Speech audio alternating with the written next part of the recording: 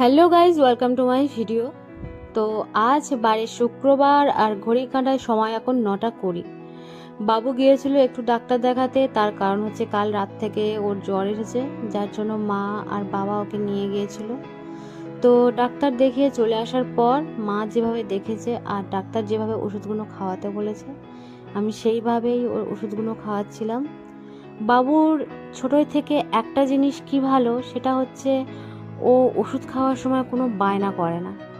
আর এই বিষয়ে আমার বেশি খাটতেও হয় না। তো আমি জানি জ্বর হলে ওর কিছু খেতে চায় না, জ্বর বা যে কোনো শরীর খারাপ হলে ও কিছু খেতে চায় না।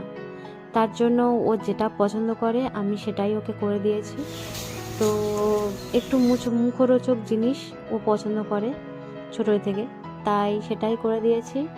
আর ও এটা ভালো খায়, তার জন্য তো যে কটা দিয়েছি ও সব কটা খাবে না, কিন্তু যে কটা খাবে ভালোভাবেই খাবে। তো টাটা, বাই বাই।